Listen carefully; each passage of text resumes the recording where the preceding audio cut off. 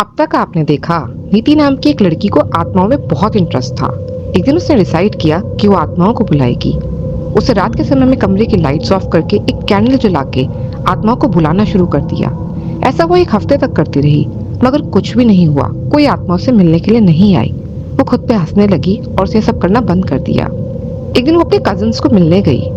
उनका washroom use करके जब वो बाहर आ रही थी तो वॉशरूम का दरवाजा खुल नहीं रहा था।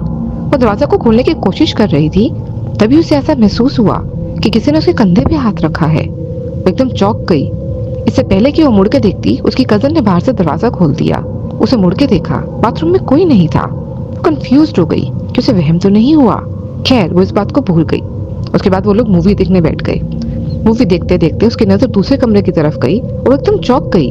उसे वहां एक भयानक औरत खड़ी हुई नजर आई। उसे ध्यान से देखा। ध्यान से देखने पे वो औरत और साफ दिखने लगी तो एकदम डर गई। उसे चिल्ला के सारे कजिन्स को ये बात बताई, मगर जब तक कजिन्स ने वहां देखा तो वहां कुछ नहीं था। किसी ने उसकी बात पे विश्वास नहीं किया और सब उस पे हंसने लगे। अपने सब कजिन्स को अपने ऊपर हंसता देख निधि उन सबसे नाराज हो गई और रात में ही अपने घर वापस आ गई। घर आके वो यही सोचे जा रही थी कि क्यों किसी और को वो औरत नजर नहीं आ रही थी, क्यों सिर्फ उसी को दिख रही थी, क्यों कोई यकीन नहीं कर रहा था कि वहां कोई खड़ा हुआ था, क्यों किसी ने उसकी बात का विश्वास नहीं करा। हाँ, जो वॉशरूम में हुआ, जो हाथ मैंने अपने कंधे पे महसूस करा, वो तो मैं खुद भी नहीं देख पाई, मगर वो औरत तो बिल्कुल हमारे सामने थी। वो हमें घूर के देख रही थी। किसी और को क्यों नजर नहीं आई? वो इन सब बातों से बहुत परेशान थी। तभी उसे एहसास हुआ कि जो उसके साथ आज हुआ तो उसी का किया धरा है। वही तो इतने दिनों से आत्माओं को बुला रही थी, उनसे संपर्क साधने की बार बार कोशिश कर रही थी। क्या अनजाने में उसने कोई दरवाजा खोल दिया था? क्या अनजाने में उसने आत्माओं को अपने पास आने का कोई रास्ता दिखा दिया था? क्या ये वही आत्माएं थी जिसको ये पुकारा करती थी? मगर मगर ये सब तो उसने एक हफ्ता पहले ही करना बंद कर दिया था और वो नॉर्मल हो गई थी। फिर अचानक से कजिन के घर पे। तभी नीति को लगने लगा, क्या जो आत्मा उसे अपने कजिन के घर पे देखी, क्या अभी भी उसके आसपास उसके कमरे में ही है? नीति बहुत घबरा गई। ये सारी बातें सोचकर घबराहट से उसको सांस चढ़ने लगा। उसने खुद को समझाया, खुद को रिलैक्स करने की कोशिश करी। नीति उस घर में अकेली रहती थी। वो अपनी पढ़ाई करने के लिए शहर में आई हुई थी। उसने खुद को समझाया कि उसको हिम्मत रखनी होगी। उसे जाके अपने कपड़े बदले, मुंह धोया, पानी का एक गिलास पिया और वापस वो अपने रूम में आके बैठ गई। लेकिन दोबारा से उसके दिमाग में यही सब आने लगा।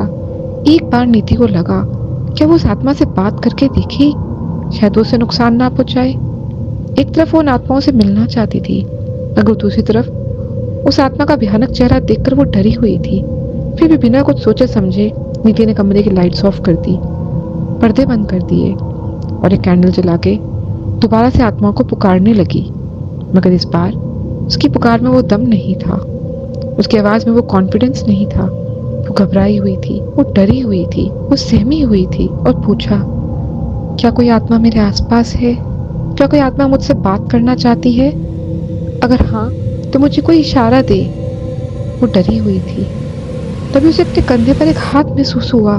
उसे हिम्मत करके उस हाथ की तरफ देखा तो हाथ बहुत डरावना था, जैसे किसी चुड़ैल का हाथ हो। वो एकदम डर गई। तभी वो हाथ गायब हो गया। उस डरावने हाथ को देखकर नीति एकदम घबरा गई, इधर उधर देखने लगी। उसे फटाफट जाके कमरे की लाइट्स ऑन की, पर्दे खोल दिए और बेड पे जाके बैठ गई। उसको लग रहा था आत्मा उसके बिल्कुल आसपास है, बस उसे दिख नहीं रही। वो घबराई हुई थी। उसको ऐसा लग रहा था उसके बेड पे कोई बैठा हुआ है। कभी उसको लगे उसके जस्ट साथ में कोई खड़ा हुआ है, कभी उसको लगे उसके कमरे में कुछ चल रहा है, बस दिख नहीं रहा। डरावनी सी आवाज़ उसके कान में आने लगी, जैसे कुछ फुसफुसा रहा हो, जैसे कोई कुछ डरावनी बातें बोल रहा हो।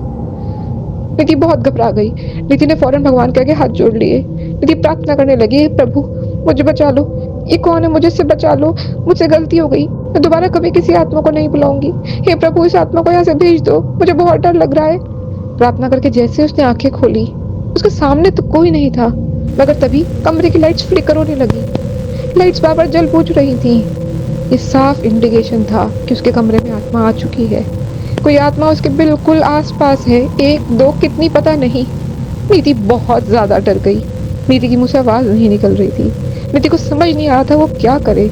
उसकी इतनी भी हिम्मत नहीं हो रही थी कि बेड से उतर के भाग के कमरे से बाहर चली जाए। नीति को कुछ समझ नहीं आया। नीति बोलने लगी, मुझे माफ कर दो, तुम जो भी हो प्लीज मुझे माफ कर दो, मुझे तुम्हें नहीं बुलाना चाहिए था, मुझे माफ कर दो, प्लीज प्लीज मुझे छोड़ दो, प्लीज चले जाओ यहाँ से। वह कमरे का वो डरावना माहौल बढ़ता ही चला जा रहा था। नीति इतना घबरा गई कि डर के मारे वो बेहोश हो गई। जब नीति को होश आया तब सुबह हो चुकी थी, मगर नीति को महसूस हुआ कि उसका दिल जोरों से धड़क रहा था। तभी उसे याद आया कि रात को क्या हुआ था उसके साथ और कैसे वो डर के बेहोश हो गई थी।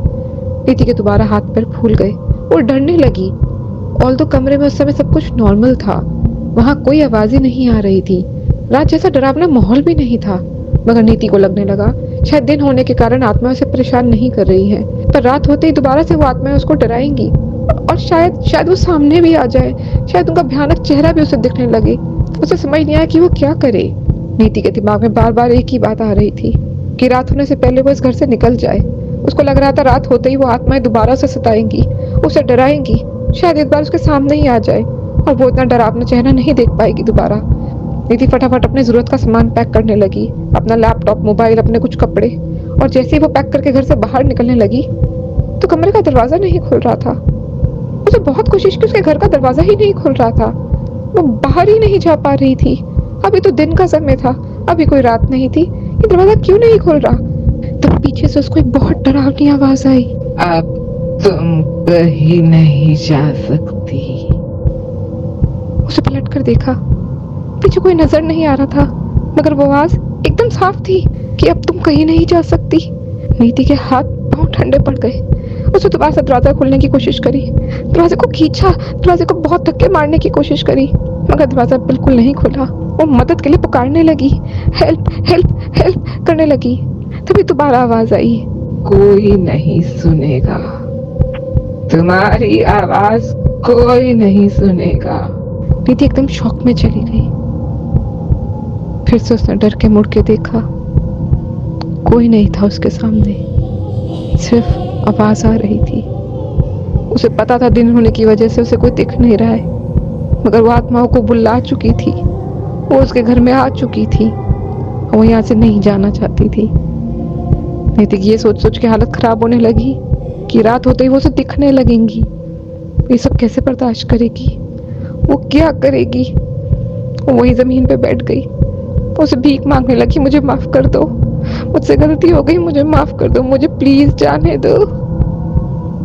उसे फिर आवाज आई, तुम कहीं नहीं जा सकती, अब तुम्हें जिंदगी भर हमारे साथ ही रहना होगा।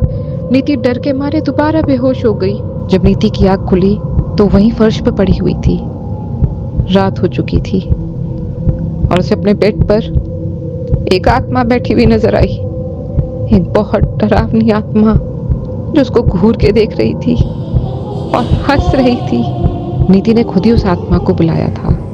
अब वो आत्मा उसको छोड़ के कहीं नहीं जाने वाली थी, अब वो उसके साथ ही रहेगी। अब नीति को उसी के साथ रहना होगा, उसी के साथ रहने की आदत डालनी होगी। ये कहानी यहीं खत्म।